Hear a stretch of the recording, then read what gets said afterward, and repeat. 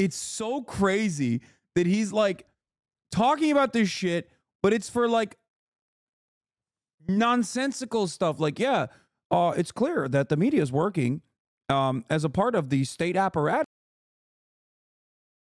He said very specifically, depending on the questions you ask Putin, you know, you could be arrested or not. And I said, listen to what you're saying. You're saying the U.S. government has like control over my questions and they'll arrest me if I ask the wrong question? Like, how are we better than Putin if that's true? Killing Navalny during the Munich Security Conference in the middle of a debate over $60 billion in Ukraine funding? Maybe the Russians are dumb. I didn't get that vibe at all. I don't think we kill people in other countries to affect election outcomes. Oh, wait. No, we do it a lot and have for 80 years. The following is a conversation with Tucker. That's crazy. I mean, listen. Yeah. Navalny also famously poisoned by America, it seems. Come on, dog. Yo, how does he hate America so much? How does he get away with hating America so much? His dad literally is the CIA. Tucker Carlson, a highly I'm influential... kind of jealous that he can still come across as like an infinitely more patriotic figure and is received as such by the American audience. And he's like pushing Z. An often controversial political commentator. When he was at Fox, Time magazine called him the most powerful conservative in America. After Fox, he has continued to host big, impactful interviews and shows on X, on the Tucker Carlson pod, Carlson.com. I recommend subscribing, even if you disagree with his views. It is always good to explore a diversity of perspectives. Most recently, he interviewed the president of Russia, Vladimir Putin. We discussed this, the topic of Russia, Putin, Navalny, and the war in Ukraine at length in this conversation. Please allow me to say a few words about the very fact that I did this interview.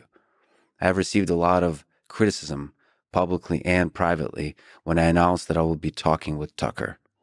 For people who think I shouldn't do the conversation with Tucker, or generally think that there are certain people I should never talk to, I'm sorry, but I disagree. I will talk to everyone, as long as they're willing to talk genuinely in long form for 2, 3, 4 or more hours. I will talk to Putin and to Zelensky, to Trump and to Biden, to Tucker and to Jon Stewart, AOC, Obama, and many more people with very different views on the world. I want to understand people and ideas. That's what long-form conversations are supposed to be all about. Now, for people who criticize me for not asking tough questions, I hear you, but again, I disagree. To the people in the chat saying Hasan, Lex Fridman has openly asked for me to go on his show for longer than a year. He's not even, that's not a joke. We just haven't been able to, like last time I was in Texas, I hit him up. He wasn't in Texas at the time.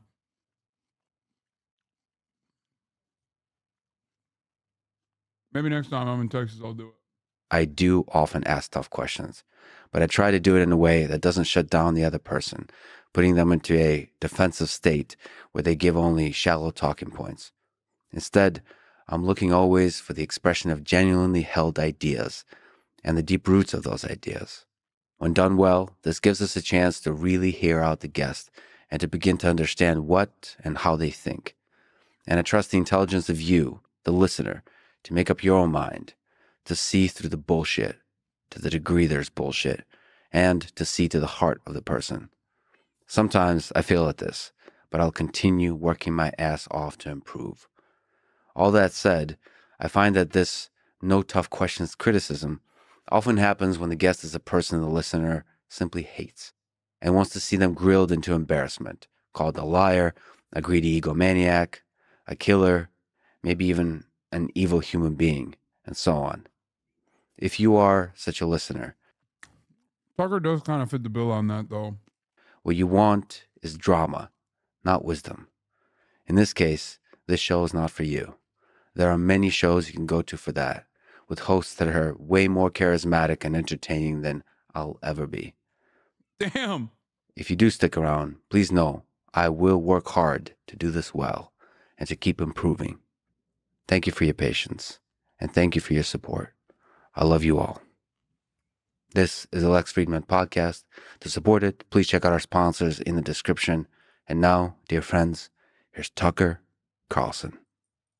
What was your first impression when you met Vladimir Putin for the interview? I thought he seemed nervous, and I was very surprised by that. And I thought he seemed like someone who'd overthought it a little bit, who had a plan. Damn, bro, this motherfucker's talking shit. Yo, now that he's back in America, he's just talking shit, dog. Yo, get the fuck out of here, dude. You thought he was nervous? Bro, he called you a pussy to your face, big dog. Get the fuck out of here. It's like, yeah, I thought he was seemingly quite nervous, you know? When he called me a pussy,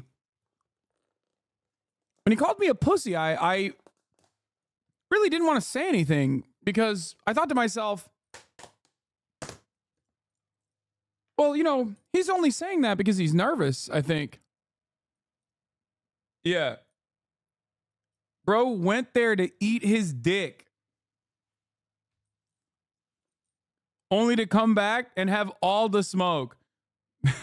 Big Dog's got all the smoke now that he's back in the United States of America.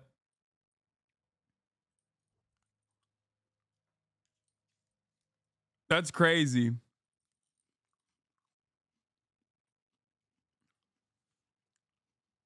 He was over there being like, wow, Russian McDonald's is better than American McDonald's.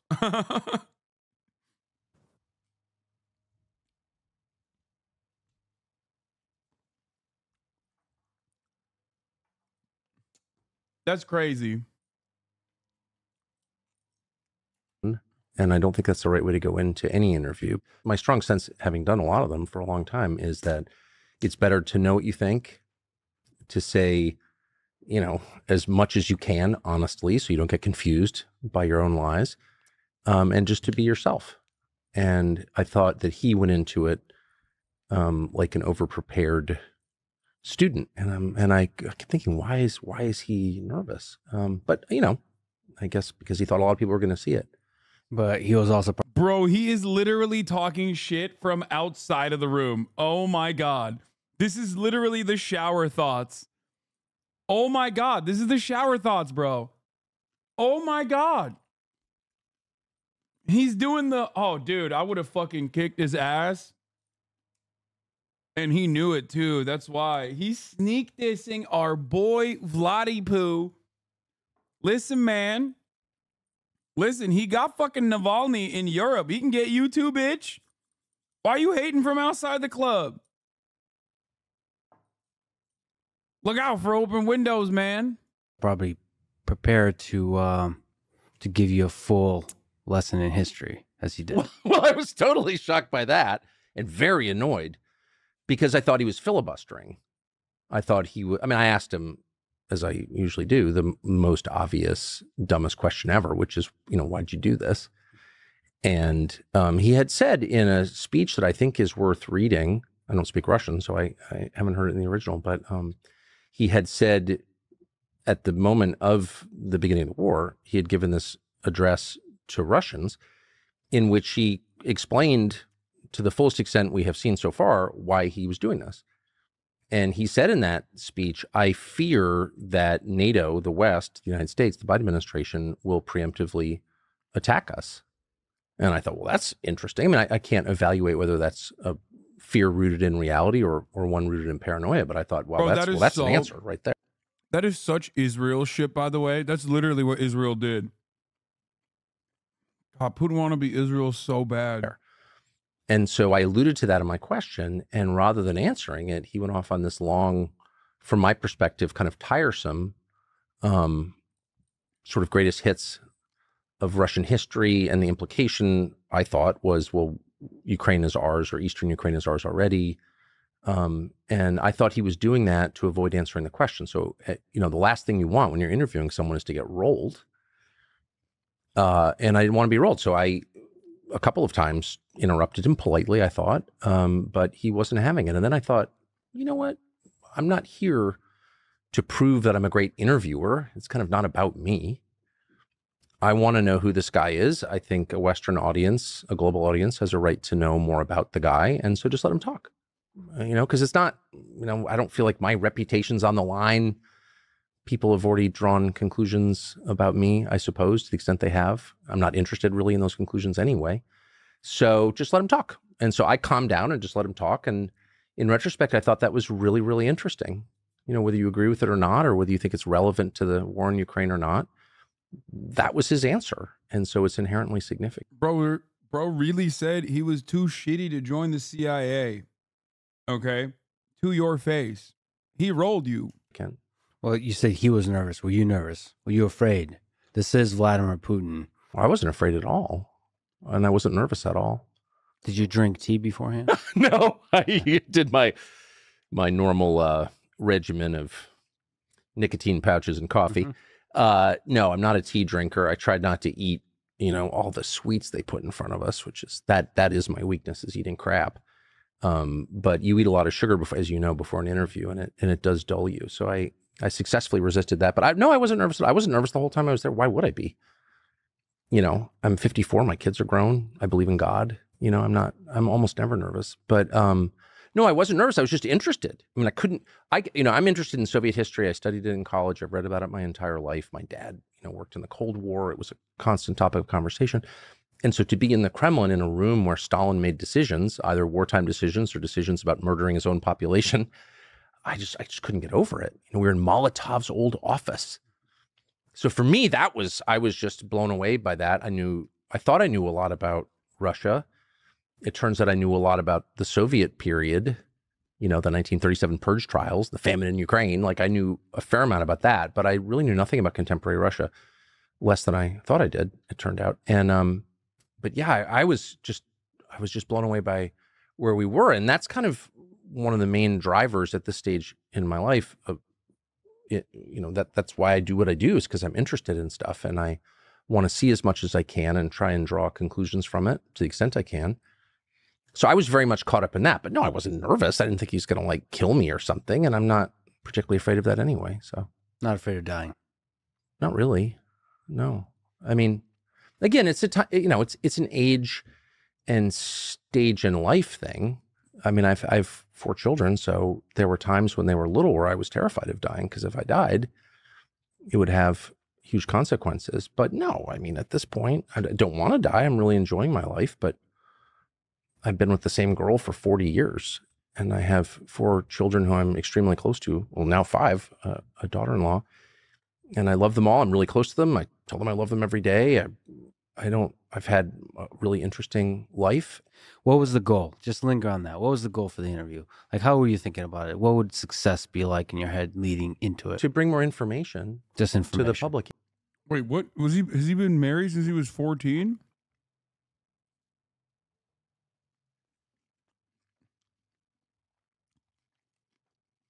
He said he's been married for 40 years. And he said he's 54. The fuck? I guess maybe his high school sweetheart? Yeah, that's it. I mean, I have really strong feelings about what's happening not just in Ukraine or Russia, but around the world. I think the world is resetting to the grave disadvantage of the United States. I don't think most Americans are aware of that at all. And so that's my view, and I've stated it many times because it's sincere.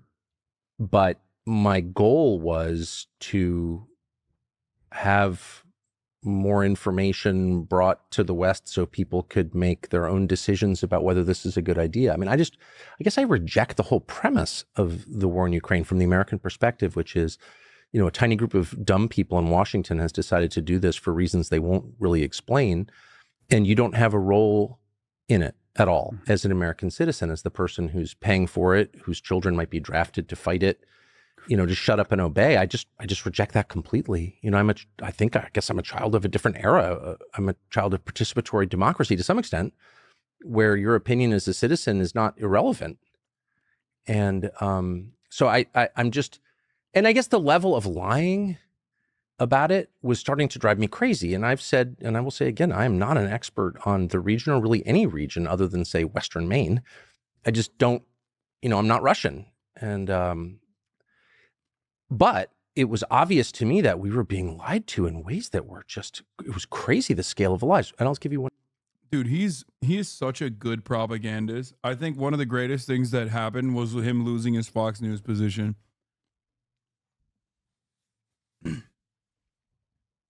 He is really fucking good at doing propaganda, no matter what it is. I despise him for that reason, but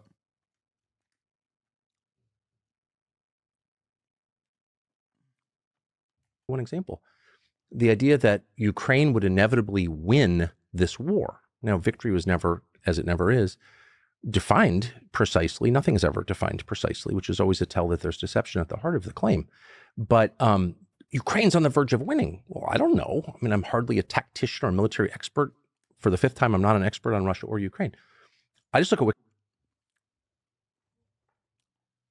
you literally said it was the end of his career when he got off Fox, and I was right. Wait, that was a major W for me, brother.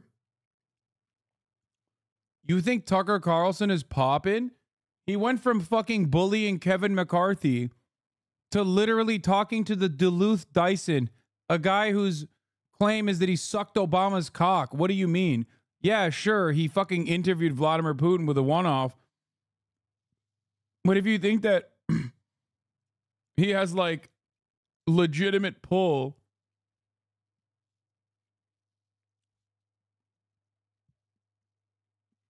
if you think he has actual sway beyond like farmed impressions on fucking Twitter and shit, you're delusional.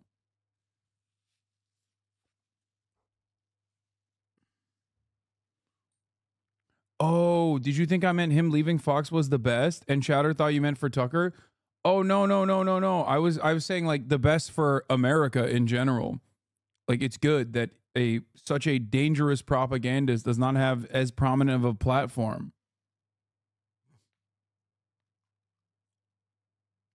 Wikipedia, Russia has 100 million more people than Ukraine, 100 million. It has much deeper industrial capacity, war material capacity than all of NATO combined.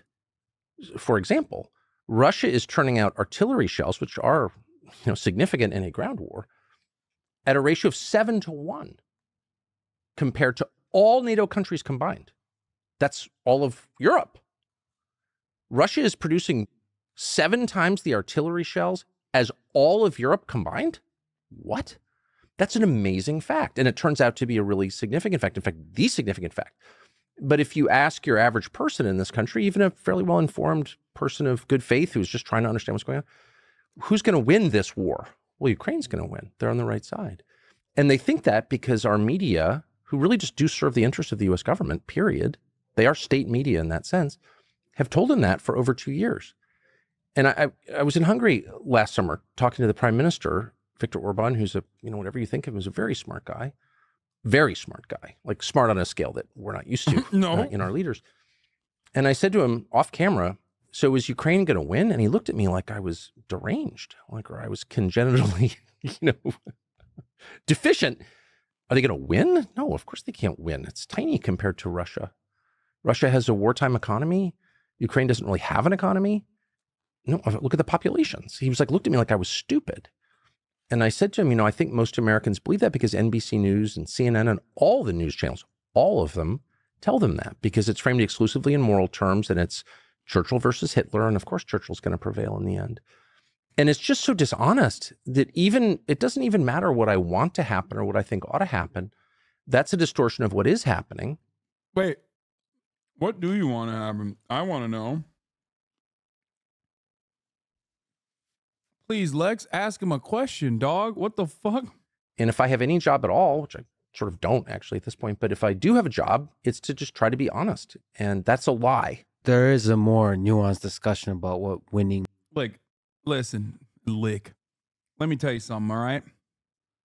There is perhaps no better testament to the fact that Vladimir Putin is not interested in denazification than having literally a fucking American Nazi in his goddamn house and not denazifying. Okay? Obviously, it was not real. Obviously, the denazification argument was always bullshit. Right? But this should probably end that conversation entirely. The denazification conversation.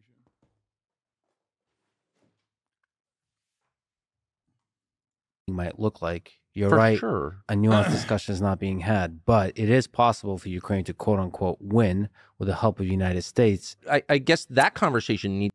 If he fucking denazified Tucker, I'd reconsider my stance. I'd be like, maybe he's honest about this denazification shit, bro. Maybe I'm pushing Z. Who knows? Putin crushed the Nazi movement in Russia in his first 10 years in office. Yeah, dude. Thank God there's no Nazis in Russia anymore. Needs to begin by defining terms. And the key term is win. What does that mean? Peace, a ceasefire, who owns which land, Yes. coming to the table with, as you call the parent, the United States, Yes. putting leverage on the negotiation to make sure there's a fairness. Amen. Well, of course, as a, and I should just restate this. I am not emotionally involved in this. I'm American in every sense. And my only interest is in America. I'm not leaving ever. And so I'm looking at this purely from our perspective, what's good for us. But also as a human being, as a Christian, I mean, I hate war. And anybody who doesn't hate war shouldn't have power, in my opinion. Yeah, and Putin certainly hates war. Here's a guy who hates war. The guy I interviewed that's doing war. You might not know that he was doing war because I didn't ask him about it, really. So I agree with that definition vehemently. A victory is like not killing. Yeah, Tucker Carlson hates war. That's why he said Iraq is a nation of primitive apes that deserve to be bombed into oblivion.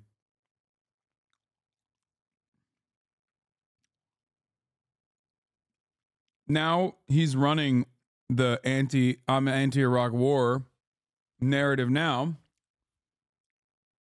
But that's because he's literally fucking a propagandist. Killing an entire generation of your population.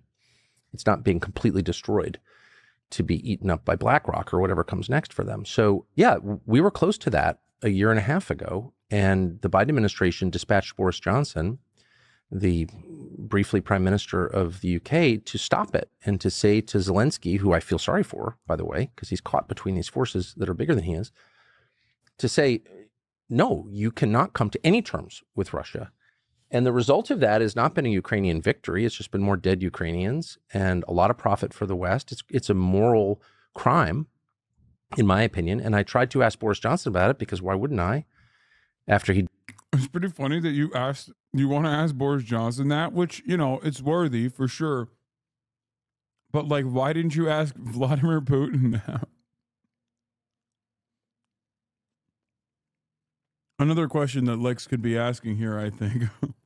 Like, listen, this is how propaganda, this is the reason why Tucker is a dangerous propagandist, unlike anyone else.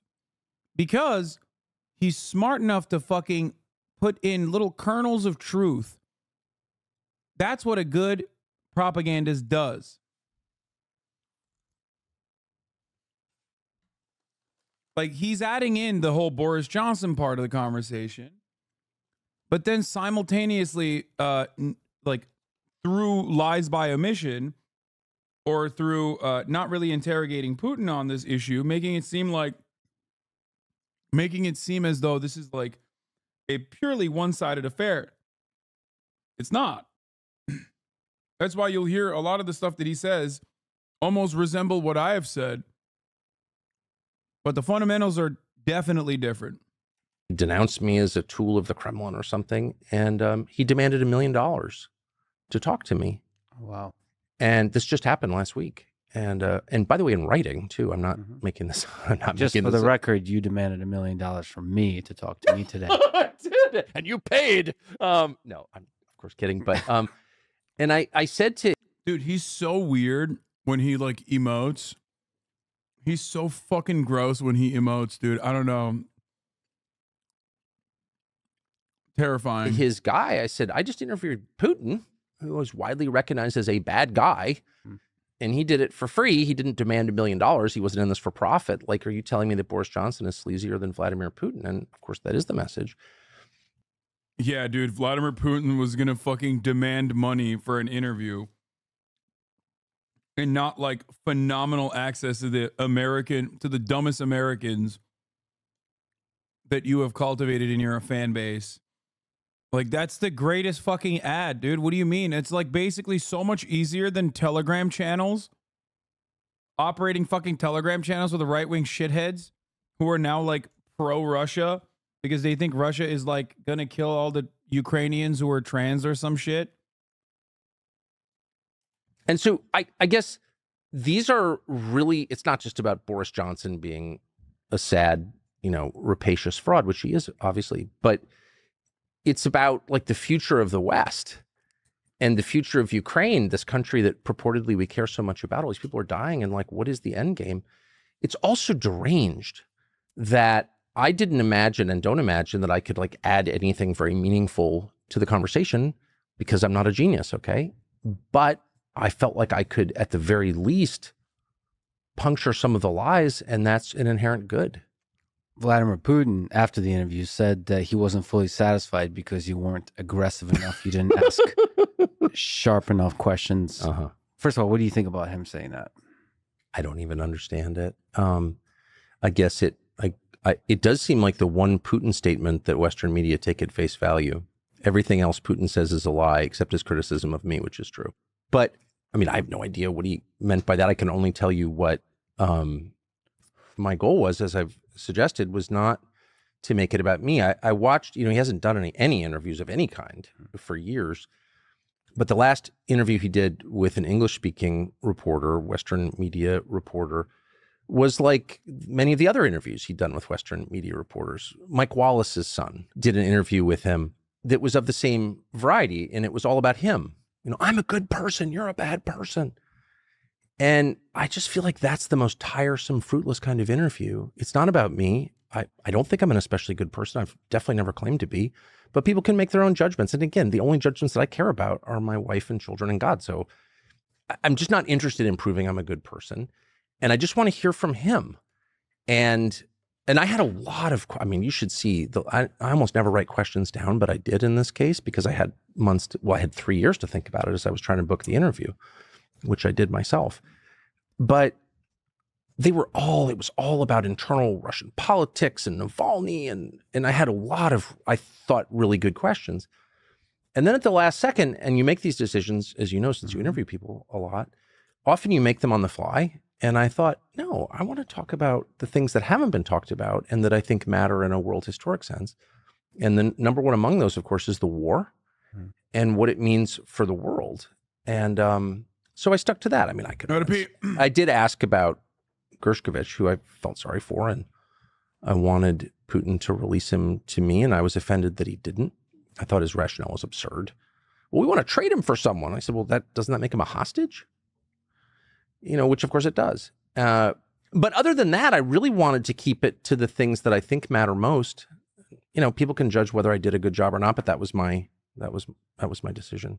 In the moment, what was your gut? Did you want to ask some tough questions as follow-ups on certain topics? I don't know what it would mean to ask a tough question. Clarifying questions, I suppose they would. I guess. I just wanted him to talk. I just wanted to hear his perspective. Again, I've probably asked more asshole questions than like any living American. Sure. I'm, as has been noted correctly, I'm a dick by my nature. And so I just feel at this stage of my life, I didn't need to prove that I could, like, Vladimir Putin, answer the question. Sure, for sure. I think if I had been, 34 instead of 54, I definitely would have done that because I would have thought this is really about me and I need to prove myself. And also, no, there's a war going on that is wrecking the U.S. economy in a way and at a scale people do not understand. The U.S. dollar is going away. That was, of course, inevitable ultimately because everything dies, including currencies. But that process of death has been accelerated exponentially by the behavior of the Biden administration and the U.S. Congress, particularly the sanctions. I'm not going to go back to see another fucking insane Tucker laughter moment. It already lives in my nightmares, okay? And people don't understand what the ramifications of that are. The ramifications are poverty in the United States, okay? So I just wanted to get to that because I'm coming at this from not a global perspective. I'm coming at it from an American perspective. So you mentioned Navalny. Mm-hmm. After you left, Navalny died in prison. Yes. What are your thoughts on, just at a high level first, about his death? Well, it's awful. I mean, imagine dying in prison. You know, I've thought about it a lot. I've known a lot of people in prison, a lot, including some very good friends of mine. So I felt instantly. Who the fuck's he talking about that he knows in prison, bro? Dinesh D'Souza? Like, what the fuck? Sad about it. From a Epstein? geopolitical perspective, I don't know any more than that. And I laugh at and sort of resent, but mostly find amusing, the claims by American politicians who really are the dumbest politicians in the world, actually. You know, this happened and here's what it means. And it's like, actually, as a factual matter, we don't know what happened. We don't know what happened. We have no freaking idea what happened. We can say, and I did say, and I will say again, I don't think you should put opposition figures in prison. I really don't. I don't. Period. It happens a lot around the world. It happens in this country, as you know, and I'm against all of it. But do we know how he died? The short answer, no, we don't. Now, if I had to guess, I would say killing Navalny during the Munich Security Conference in the middle of a debate over $60 billion in Ukraine funding, maybe the Russians are dumb. Bro, I'm sorry. But in the realm of possibilities, and as you guys know, I'm not exactly a State Department mouthpiece. Tucker, as a matter of fact, is much closer to the State Department. His father was directly in the State Department. And his foreign policy, with the exception of Russia, especially in his professional media career, has almost always aligned with American State Department interests. However, in the scenario, in the Navalny death, the responsible parties, by likelihood, if we are to look at it as honestly as possible, if I'm going to make an assessment as honestly as possible, America killing him is lower than him dying of natural causes, which is lower than Vladimir Putin killing him. So it's one, most likely Putin killing him. Second, most likely him dying of natural causes. And then last one being that the United States killed him or the CIA killed him. Because, and this is my almost exact opposite position, if you guys recall, on the Nord Stream pipeline. Because on the Nord Stream pipeline, that made no fucking sense that Russia would blow up their own pipeline. But it makes a whole lot of sense for Russia to kill, Vladimir Putin to literally kill the opposition leader. If it was natural, they would have released the body. Yeah, I mean, it's ridiculous. It is ridiculous.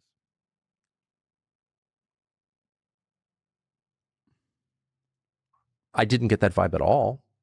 You know, I don't see it, but maybe they killed him. I mean, they certainly put him in prison.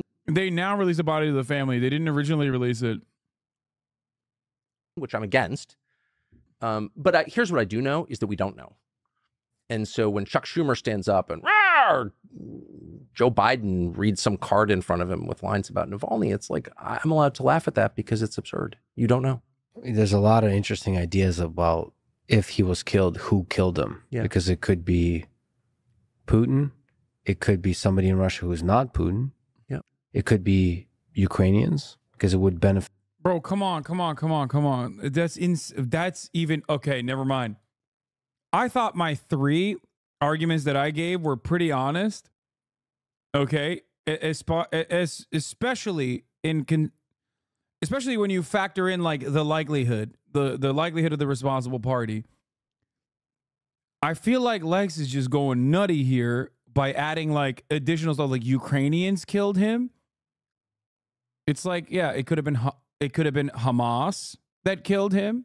Fit the war. They killed Dugin's daughter in Moscow. So, yeah, it's possible. And it could be, I mean, the United States could also be involved. I don't think we kill people in other countries to affect election outcomes. Oh, wait. No, we do it a lot and have for 80 years, and it's shameful. I can say that as an American because it's my money in my name. It was Hunter Biden. It was Hunter Biden. Wait, how are you going to fucking sit across from the guy who was literally there at the moment of his death? What if it was Tucker who killed him? Bro, you said Ukraine might have killed him. Why would Ukraine kill the major opposition? Like, when the guy invading their country, sure, Navalny himself is also not exactly too fond of Ukraine as far as I understand. And his opposition to the Ukrainian war is just like as much as he can get, like, garner Western support or whatever. But still, I feel like the people that are more interested in killing him, if we're looking at people who suspiciously were in Russia at the time, why not Tucker? Yeah, I'm really offended by that. And I never thought that was true. And I spent, again, I'm much older than you. And so I spent my worldview was defined by the Cold War. And very much in the house I lived in Georgetown, in Washington, D.C., you know, that's what we talked about. And yeah, and the left at the time. Yeah, I wonder why. Because your dad was a fucking CIA agent, bro. I'm, you know, I don't know, the wacko MIT professor who I never had any respect for, who I know you've interviewed, etc. Like the hard left was always saying, well, the United States government is interfering in other elections. And I just dismissed that completely out of hand as stupid and actually a slander against my country. But it turned out to all be true, or substantially true anyway. And that's been a real shock for me in middle age to understand that. But anyway, as to Navalny, look, I don't know. But we should always proceed on the basis of what we do know, which is to say on the basis of truth, knowable truth. And if you have an entire policymaking apparatus that is making the biggest decisions on the face of the planet on the basis of things that are bullshit or lies. I'll admit, I do have so much envy for two reasons. One, there are definitely more, in totality, more Americans who think Tucker is a truthful journalist, honest to God, seeking the truth at all times, than there are of people who think that of me. That's number one. And the second reason why I'm fucking envious is that he gets to fucking be America bad.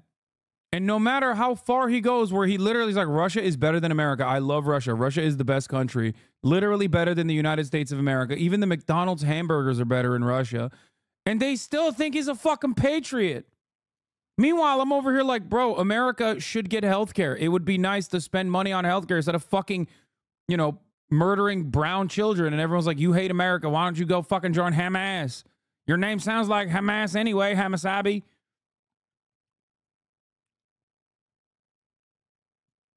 I hate that. I fucking hate that. Why?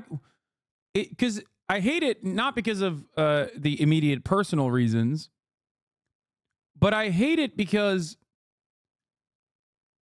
it spells, like, it shows me how Americans view patriotism and like honor and caring for their fellow citizens. They only see it from the framework of like death dealing overseas and white supremacy.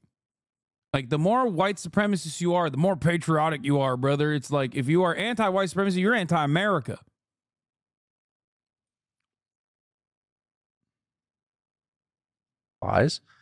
You're going to get bad outcomes every time, and that's why we are where we are. Does it bother you that basically the most famous opposition figure in Russia is sitting in prison? Well, of course it does. Of course it bothers me. I mean, it bothered me when I got there. It bothers me now. I was sad when he died. Yeah, I mean, that's one of the measures of, it's one of the basic measures of political freedom. Are you imprisoning people who oppose you? You know, are you imprisoning people who pose a physical risk to you? I mean, there's some subjective decision-making involved in these things. However, big picture, yeah. Do you have opposition leaders in jail? It's not a free It's not a politically free society, and Russia isn't, obviously. And as I said, a friend of mine from childhood, an American, actually, who's a wonderful person, lives in Russia with his Moscow with his Russian wife. And I had dinner with him. He's a very balanced guy, totally non-political person. And speaks Russian and loves his many Russian children. 100p oligarch. Okay. Or wait, was he American and married into Russia? And loves the culture. And there's a lot to love. The culture that produced Tolstoy. You know, it's not a gas station with nuclear weapons. Sorry. Only a moron would say that. It's a very deep culture. I don't fully understand it, of course, but I admire it. Who wouldn't? But I asked him, like, what's it like living here? And he goes, it's great. Moscow is a great city, indisputably. He said, you don't want to get involved in Russian politics. And I said, what? He said, well, you could get hurt. You could wind up like Navalny if you did. But also it's just too complicated. You know. Oh my God, dude. Dude, the standards are fucking insane. Like, Russia is up to snuff, is up to, now at least, the standards of like a Western nation. Okay? If you're a firm, committed believer of like liberal capitalist democracy, hand waving away things like murdering political opposition leaders is a little bit wild, especially when you only talk about it when you're comparing it to Donald Trump, and himself is being politically persecuted in a similar vein to Navalny by Joe Brandon. It's like, where is the standard? Like, when I talk about one-party governance in China and compare it to the duopoly, the false, the fallacy of choice that we give to in the United States of America, there's at least a consistent thorough line there.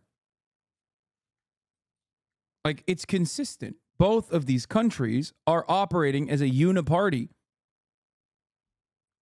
with very little care or consideration for democratic perspectives, or the perspectives of the majority. At least as far as I understand it, and as far as I've seen it, with respect to China, the Chinese citizens are more favorable of their government as long as they don't get censored or run afoul of government perspectives. Now that, in and of itself, is still unimaginably cruel. That is absolutely unacceptable. I would not ever believe that to be fair and just in the United States of America, and I don't think it's fair and just in China either. What you're mad about is baseline privilege because his fans are genuinely delusional and will listen and repeat anything. They don't scrutinize him.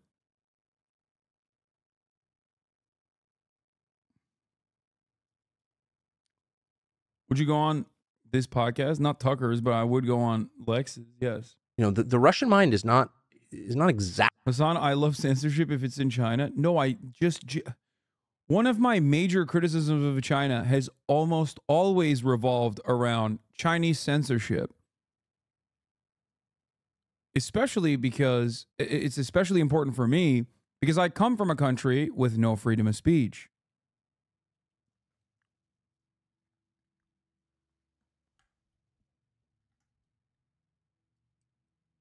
So I do see value in that.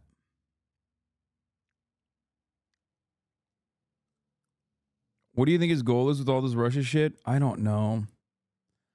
Maybe just... I hate to fucking give liberals credit here.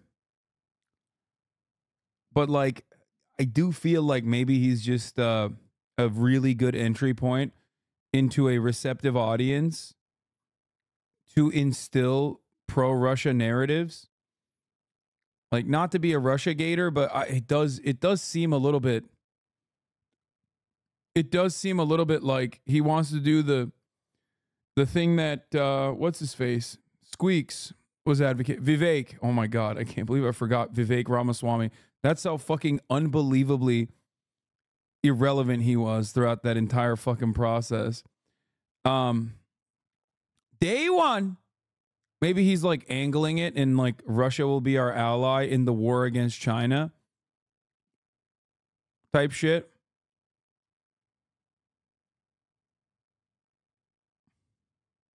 Like they're white, we're white, that sort of thing.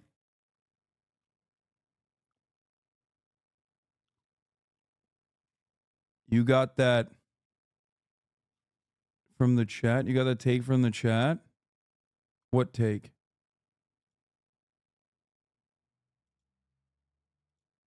Tucker wants an alliance with Russia to go to war against China.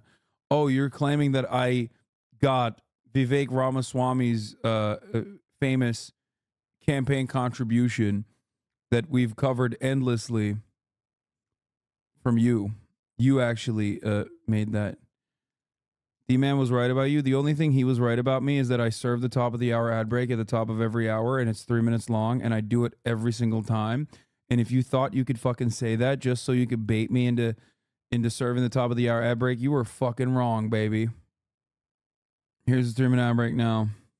I forgot the last one, but who cares? Exactly. It's a European city, but it's not quite European. And the way they think is very, very complex. Very complex. It's too complicated. Just don't get involved. And I would just say two things. One, I'm not sure. I mean, like, I don't know. But my strong sense is that Navalny's death, whoever did it, probably didn't have a lot to do with the coming election in Russia.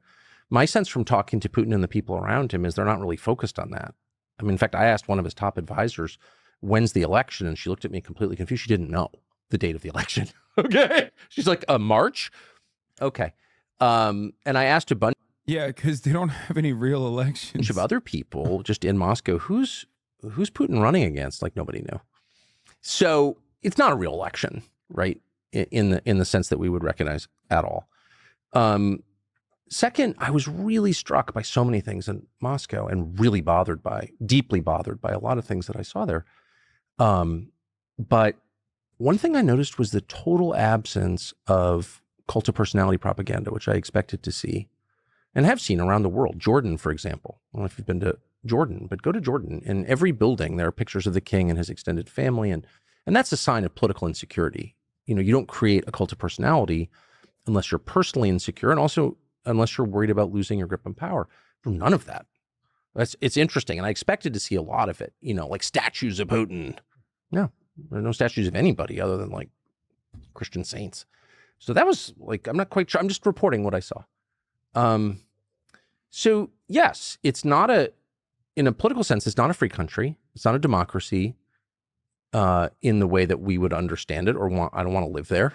Okay. Because I like to say what I think. In fact, I make my living doing. Why is media focusing on listening to fascists all the time instead of talking and focusing on honest, humanitarian, decent people activists? Brilliant take, my friend. I don't know, maybe because America is fucking full of right-wing, fascist adjacent, and openly fascist shitheads. So propagandists for WASP nationalism get a lot of fucking clout, and we are tuned into people with massive audiences like this because they get to sway public opinion significantly more than some fucking humanitarian, okay? Like, doing it. But it's not Stalinist in a recognizable way. And anyone who says it is should go there and tell me how. I mean, this question about the freedom of the press is underlying the very fact of the interview you're having with him. Right. So you might not need to ask the Navalny question, but did you feel like, are there things I shouldn't say? I mean, how honest do you want me to be? I mean it when I say I felt not one twinge of concern for the 8 days that I was there. Maybe I just didn't. And I feel like I've got a pretty... Yeah, bro, of course you didn't feel concerned. What do you mean? You were doing propaganda for him. What the fuck? Like, yeah, he's not going to... I don't think he's going to kill you, dog. He was using you like a cum rag. Why the fuck would you be concerned? Strong gut sense of things. I rely on it. I make all my decisions based on how I feel, my instincts, and I didn't feel it at all. My lawyers before I left, and these are people who work for a big law firm. This is not Bob's law firm. This is one of the biggest law firms in the world. Said, you're going to get arrested if you do this by the U.S. government on sanctions violations. And I said, well, I don't recognize the legitimacy of that actually, because I'm American and I've lived here my whole life. And that's so outrageous that I'm happy to face that.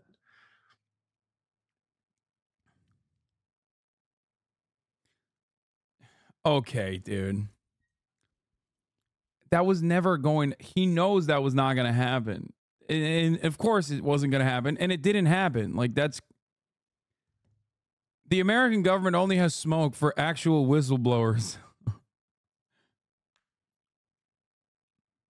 That's it. Don't do it, Tucker. America's going to kill you, not Russia. It's like, yeah, of course. That risk because I so reject the premise, okay? I'm an American. I should be able to talk to anyone I want to. And I plan to exercise that freedom, which I think I was born with. And I gave them this long lecture. They were like, we're just lawyers. But that was, let me put it this way. I don't know how much you dealt with lawyers, but it costs many thousands of dollars to get a conclusion like that. Like they sent a whole bunch of their summer associates or whatever. They put a lot of people on this question, checked a lot of precedent, and they sent me a 10-page memo on it. And their sincere conclusion was, do not do this. And of course, it made me mad. So I was lecturing on the phone, and I had another call with the head lawyer, and he said, well, look, a lot will depend on the questions that you ask Putin. Mm-hmm. If you're seen as too nice to him, thank you for the 10 you could get gifted, arrested Anonymous. when you come back. And I was like, you're describing a fascist country, okay? You're saying that the U.S. government will arrest me if I don't ask the questions they want asked? That's what you're saying? Well, we just think based on what's happened that's possible. Look, notice how he's like, I wasn't afraid for my safety in Russia, but I was afraid for my safety in America. Listen, I am the most anti-America guy you're going to see in the United States of America for actual shit that America does wrong. Okay? But if we're having a fucking arresting political dissenters competition, like, come on, dog. Russia absolutely has got that shit locked down. It's like one of the few areas, like America is really fucked up with its criminal justice system. After all, we have a horrifying process, and we have the #1 prisoner per capita. Okay? #1 prisoner per capita population on the planet. Having said that, however, as far as like arresting people or making them disappear for political dissent, it does happen in the United States of America. It has definitely happened as far as like assassinating political leaders that disrupt the delicate hierarchies that we've desperately tried to prop up. MLK, Malcolm X, Fred Hampton, many examples. Okay. There's also the suspicious mass suicides of other former BLM leaders. But ultimately, and the Black Panthers, I mean, there's many such examples. Notice how a lot of them are black. Very suspicious. I wonder why. The point is, as far as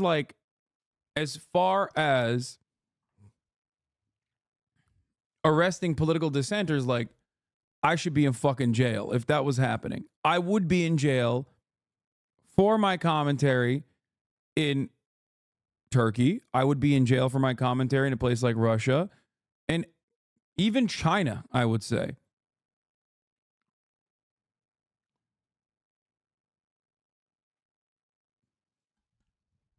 I'd be in jail in many other countries. I am not in jail in the United States of America. Now, why am I not in jail in the United States of America? Because what I say is nowhere near as disruptive in the United States of America. Lol, you're an asset to the current establishment. Yes, that's what I meant. It's because I'm a fucking CIA agent, dude. That's why. Me and every one of your favorite podcasters from TrueAnon to Chapo, we're all CIA assets. You are certainly not due for your lithium prescription. Yeah, famously. Or the much more likely reason is that I am not disruptive to the powers that be. I'm not disruptive enough because America is the hegemonic superpower, so it has the comfort It has the comfort of not caring about political dissent internally. It's not because like they cherish liberalism of that sort.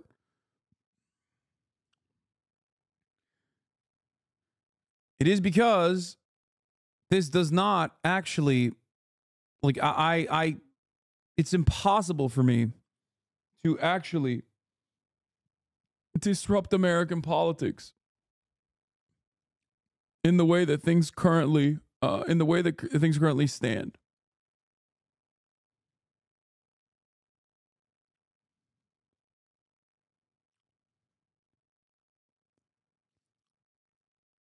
Aren't you at least somewhat scared that they might come after you and mess with you? No. I'm not. I'm more afraid of Amazon than I am of the United States government.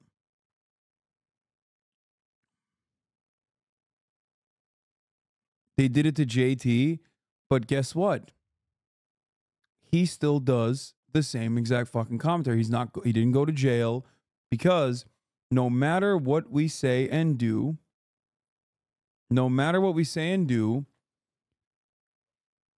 the way that the structure works is so fucking powerful, so overwhelmingly powerful that we're not even a blip on their radar. JT is second thought.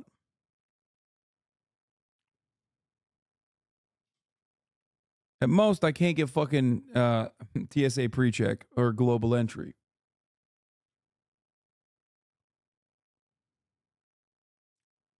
Possible. And so I'm just telling you what happened. So you were okay being arrested in Moscow? I didn't think I was arrested in. I didn't think for a second. I mean, maybe, look, I don't speak Russian. I'd never been there before. Mm-hmm. Everything about the culture was brand new to me. You know, ignorance does protect you, sort of, when you have no freaking idea what's going on. You're not worried about it. Like, this has happened to me many times. There's a principle there that extends throughout life. Do you not attribute the stochastic harassment you endure to the U.S. government, dog? I'm not sure I agree with you here. No, dude. I attribute that to Americans being dumb as fuck and doing what, like, COINTELPRO would have done many, many years ago voluntarily.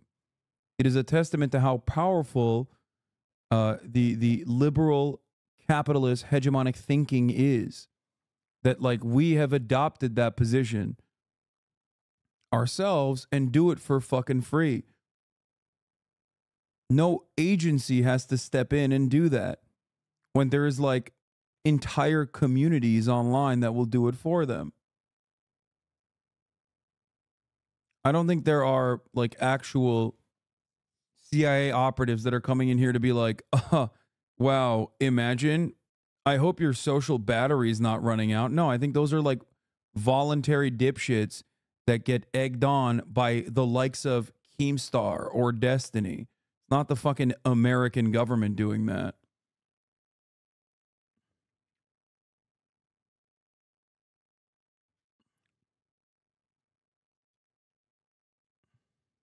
So it's completely possible that I was in grave peril and didn't know it. Because, like, how would I know it? You know, I'm like a bumbling English speaker from California. But I didn't feel it at all. But the lawyers did. Yeah, I mean, it scared the crap out of people. You're going to... And look, and you have to pay in cash. They don't take credit cards because of sanctions. And you have to go through all these hoops, just procedural hoops, to go to Russia, which I was willing to do because I wanted to interview Putin, because they told me I couldn't. But then there's another fact, which is that I was being surveilled by the U.S. government, intensely surveilled by the U.S. government. And this came out, they admitted it, the NSA admitted it a couple of years ago, that they were up in my Signal account. And then they leaked it to the New York Times. They did that again before I left. And I know that because 2 New York Times reporters, one of whom I actually like a lot,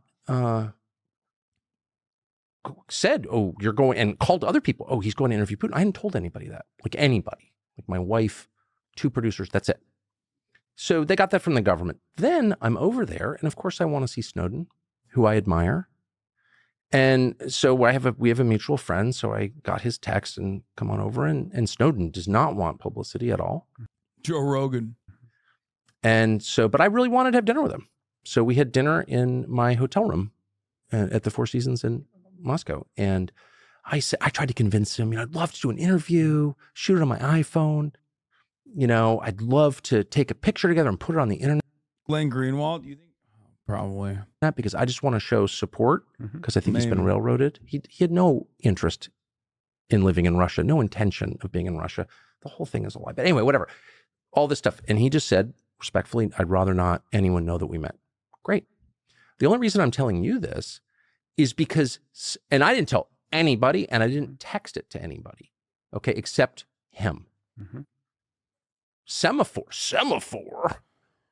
Why is he runs this piece saying, reporting information they got from the U.S. intel agencies, leaking against me using my money in my name in a supposedly free country. They run this piece saying I'd met with Snowden, like it was a crime or something. So again, my interest is in the United States and preserving freedoms here, the ones that I grew up with. And if you have a media establishment that acts as an auxiliary of, or acts as employees of the national security state, you don't have a free country. And that's where we are. And like, again, he's talking about something that is objectively true.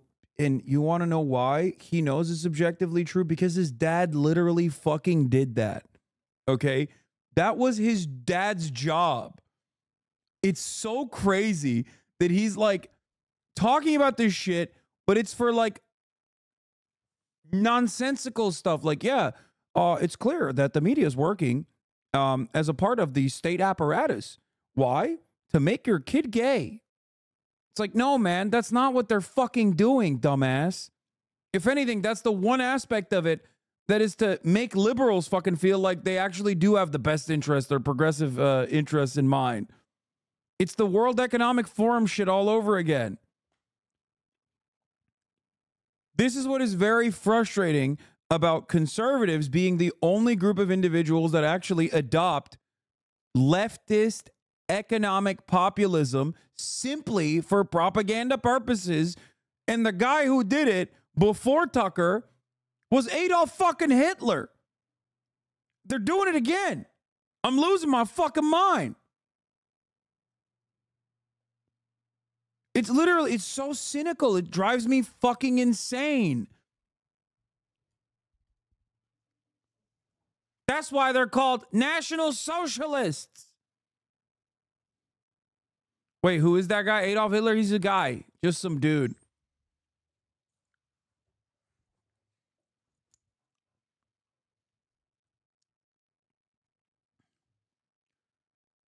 Do you not believe that the WEF is trying to exude influence? They have board members in high-ranking positions in multiple governments.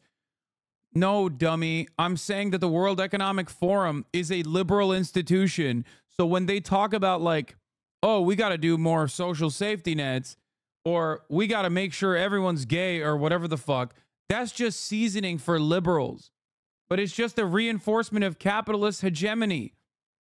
It's not a socialist institution. It's bad, but for the same reasons that like Davos is bad, for the same reasons that BlackRock is bad, but it's not just BlackRock. It's all the fucking Republican politicians that are also holding up that same exact order. Tucker Carlson being yet another person who does that.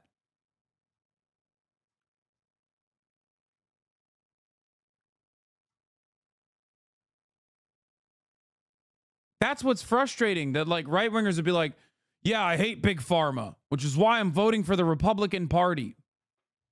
The fuck?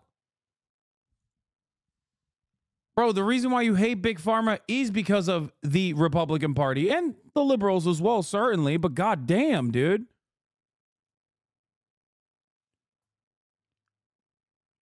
That's how powerful liberal hegemony is.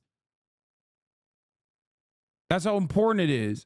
That motherfuckers who even hate the masters are just like using all their time and energy and anger towards like undocumented immigrants at the fucking border, dude. Yeah, those are the guys who made Big Pharma the way it is. Oh.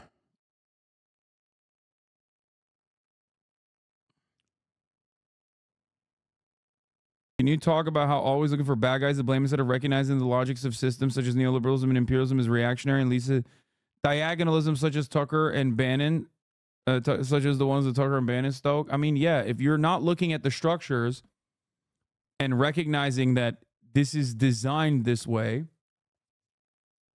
Bro, you yapping so hard. Is there anyone on Twitch with political content that I can go over to?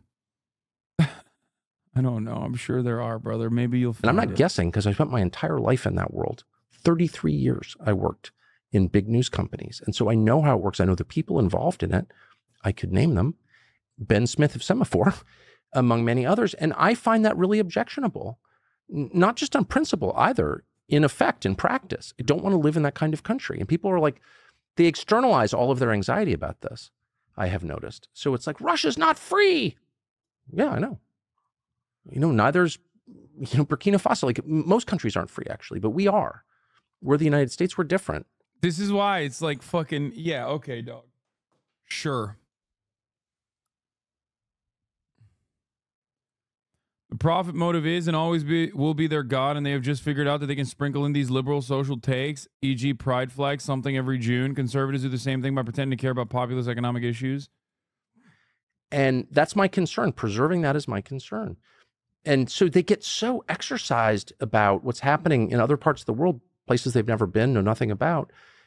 It's almost a way of ignoring what's happening in their own country right around them. I find it so strange and sad and weird. So the NSA was tracked. You told people to vote Democrat. How are you any different than the guy voting Republican against Big Pharma? Well, at least the fucking Democratic Party, to a certain degree, lies about being anti-Big Pharma. The Republican Party doesn't even do that. The fuck? And it's not even because I fucking think that the Democratic Party is going to do something about Big Pharma that I say vote Democrat.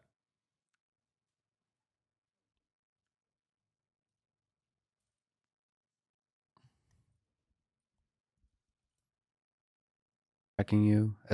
Do you think CIA was? Is people still tracking you? Look, one of the things I did before I went, just because of the business. Also, I think he wasn't here for the past like 4 hours out of the 6 where I was just like absolutely comstering the Democratic Party.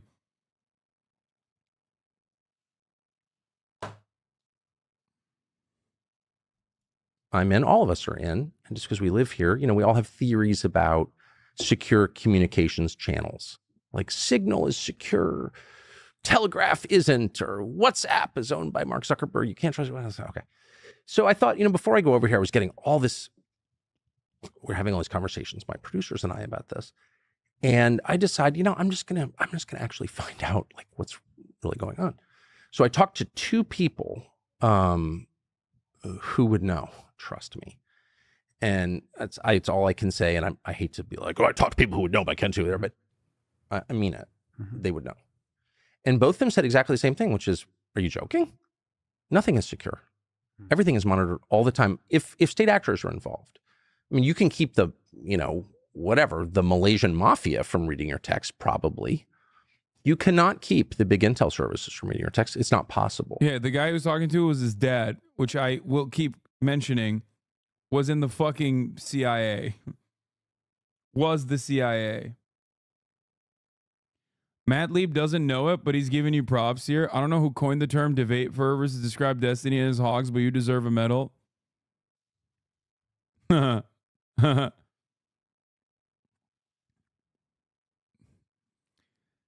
is a good take. That's a retweet, baby.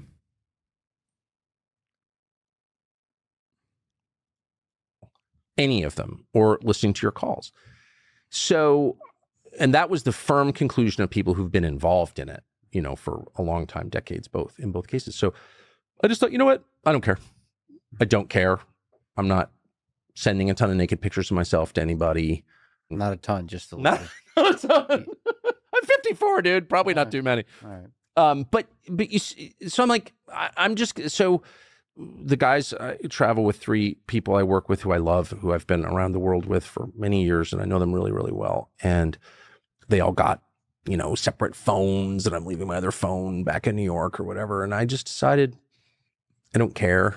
Bro, he needs Huawei phones, dog. That's what you need.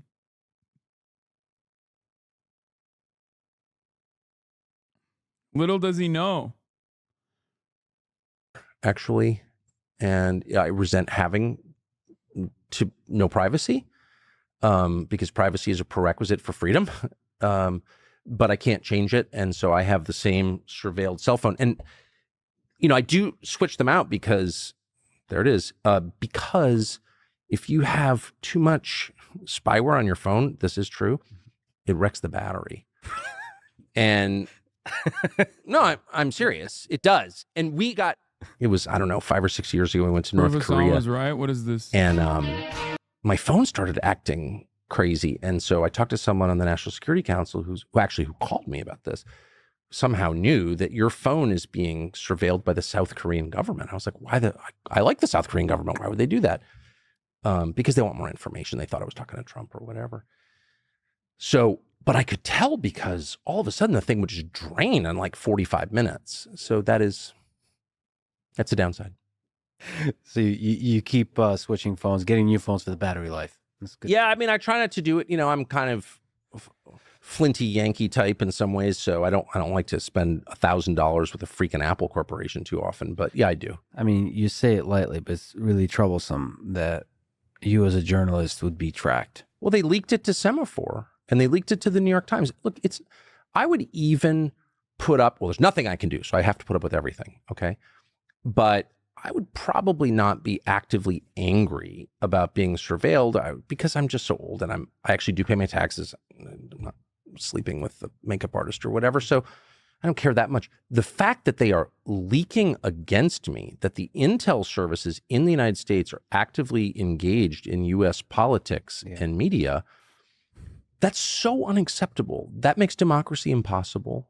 There's no defense of that. And yet NBC News, Ken Delanian, and the rest will defend it.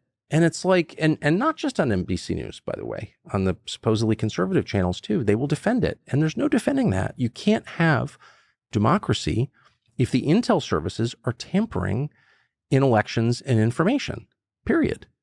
So you had no fear. Your lawyer said, be careful which questions you asked.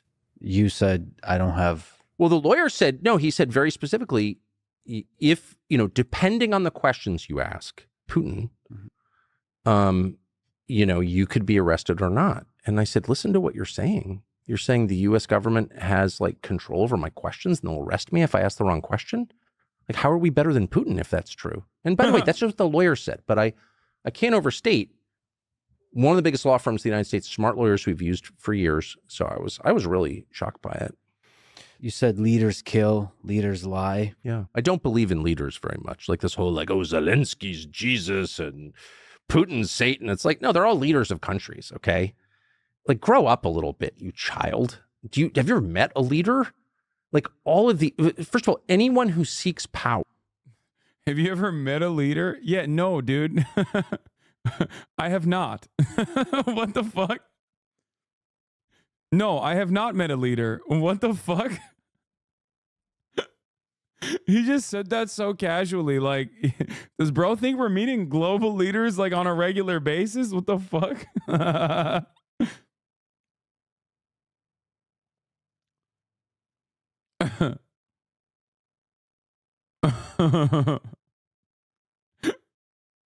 Grow up, you child. Have you not met a global leader? Power is damaged morally, in my opinion. You shouldn't be seeking power. You can't seek power or wealth for its own sake and remain a decent person. That's just true. So there aren't any like really virtuous billionaires and there aren't any really virtuous world leaders. You have grades of virtue. Some are better than others for sure. But I mean, in other words, Zelensky may be better than Putin. I'm open to that possibility. But to claim that one is evil and the other is virtuous, it's like you're revealing that you're a child. You don't know anything about how.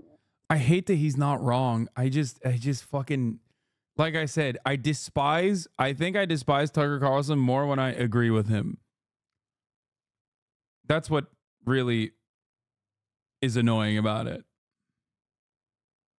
The world actually is, or what reality is. Like it's That's quite a realist perspective, but there is a spectrum. There's a spectrum. Absolutely. I'm not saying they're all the same. They're not. And our task is to figure out where on the spectrum they lie. And the leaders task is to confuse us and convince us they're one of the good guys. Of course. But I actually reject even that formulation. I don't think it's always about the leaders. I mean, of course, the leaders make the difference. A good leader has a healthy country and a bad leader has a decaying country, which is something to think about. Do I think he's disingenuous? Yes. I don't believe that there's an honest bone in this man's body. Yes. I think he is a profoundly cynical American, white Anglo-Saxon Protestant nationalist, a WASP nationalist through and through. And I do think that he says everything for a purpose. He's a master manipulator. And I do think that he has he's dangerous because I do think that he is less of a mercenary and more of a ideologically minded person, in the sense that I think he's doing, or maybe he is still a mercenary. I don't know.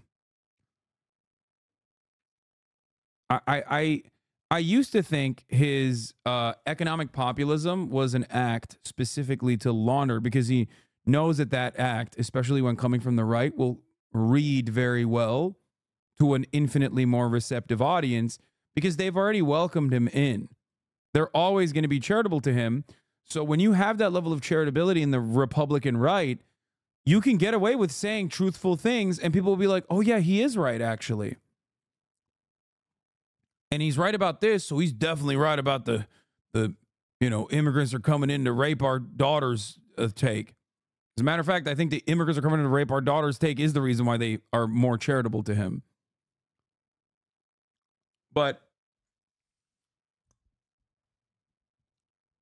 ultimately, I think he cares more about the nationalism aspect significantly more than he cares about the economic left-wing populist aspect. He doesn't care about that at all, as a matter of fact. I think he's just a talking point. Yeah, he's a very savvy racist. But it's about the ideas and the policies and the practical effect of things. So we're very much caught up in the personalities of various leaders, not just our political leaders, but our business leaders, our cultural leaders. Are they good people? Do they have the right thoughts? It's like, no, I ask a much more basic question. What are the fruits of their behavior? And I always make it personal because I think everything is personal. Does his wife respect him? Do his children respect him? How are they doing? Is the country he runs thriving, or is it falling apart? If your life... Okay, see, this is why it's not grounded in dialectics at all. He's like, yeah, I care more about whether a leader's wife respects them or their children respect them, or if their country is thriving. First of all, I wouldn't say either of these countries are thriving, neither Russia nor Ukraine. So on that front, it's I don't know.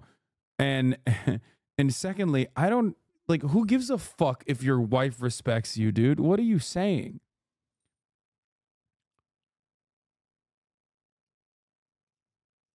That's why everything falls apart. Expectancy is going So he likes Xi by that logic?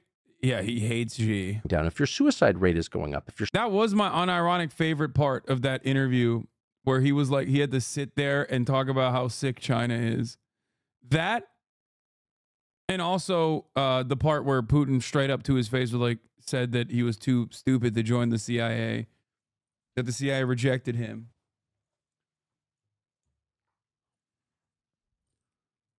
your standard of living is tanking. You're not a good leader. I don't care what you tell me.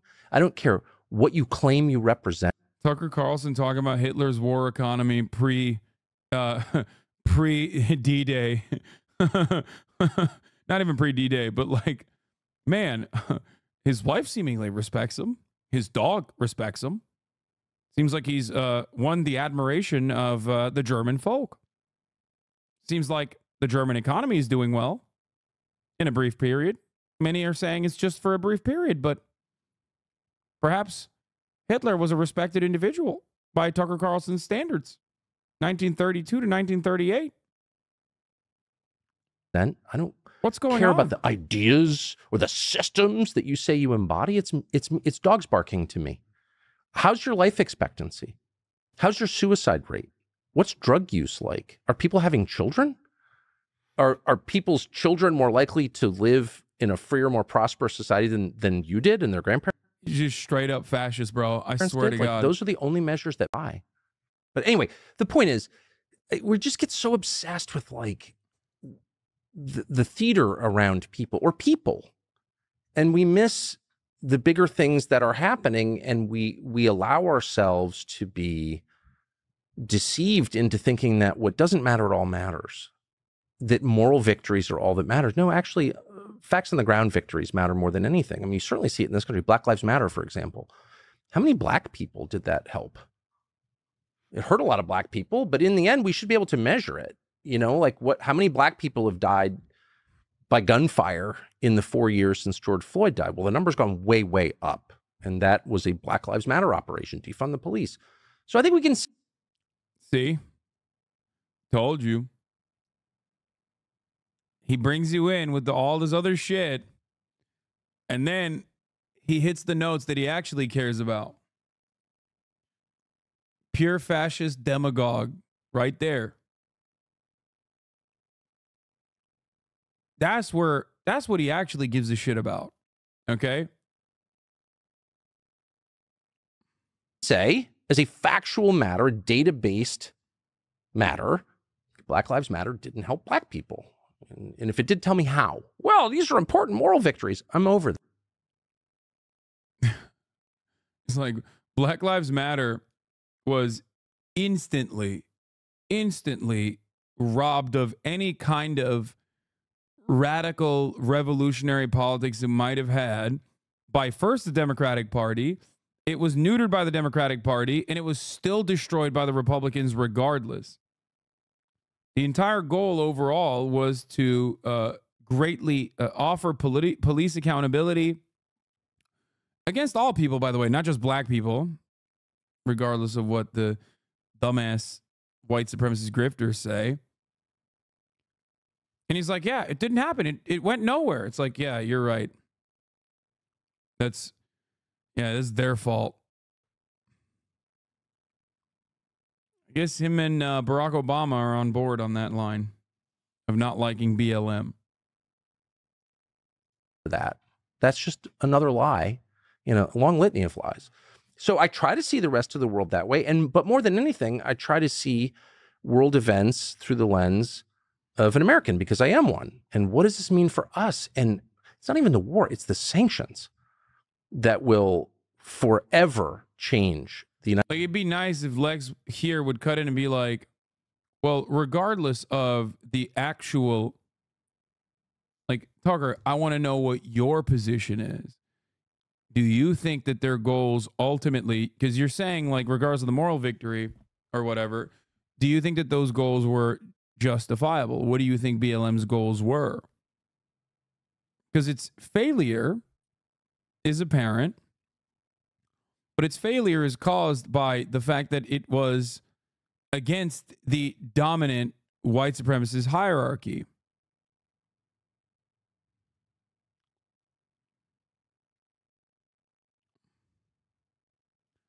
Anyway. United States, our standard of living, the way our government operates, that more than any single thing in my lifetime screwed the United States. Yeah, I mean, he's doing a great job of showing all of the failures of capitalism and then arriving so close to the answer only to turn around and be like, it's actually BLM and immigrants that are causing this collapse. That's it. That's the point. Because I'm a firm believer that every single American has like some level of understanding and some level of anger towards like corporations and whatnot, right? That's why you hear these like right-wingers who fucking talk about, how they hate big pharma. But instead of getting mad at big pharma, what do? They're like, oh, I'm an anti-vaxxer. Why am I an anti-vaxxer? Because corporations want me to get vaccinated. That must mean it's wrong to get vaccinated. Not realizing that, like, no, you must get vaccinated because cattle get vaccinated in the same way. Technically, it's good for you, even if it aligns with the interests of corporations. They just don't want you to fucking die on the job, or they want you to be able to recover way faster so you can get back to the fucking field of work. They're too stupid to understand that, though, that the interests converge in that front.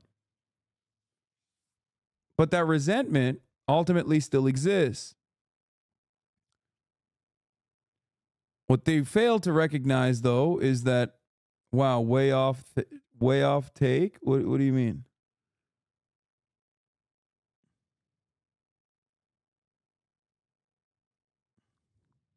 What was off about that? I think ultimately,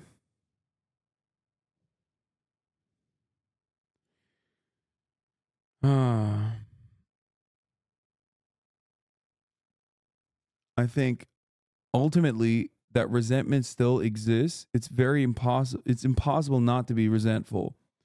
Just like it's impossible not to be resentful of the rich, especially when you're suffering. You know what I mean? Why wouldn't you be?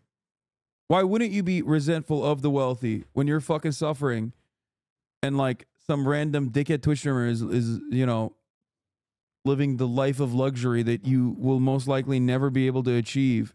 Doors open.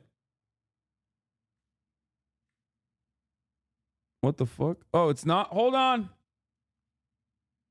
Aren't you a multimillionaire? Yes, dumbass. I'm talking about myself. I'm talking about someone, multimillionaire. I'm talking about someone who is well off in comparison to the average person. Doors open now.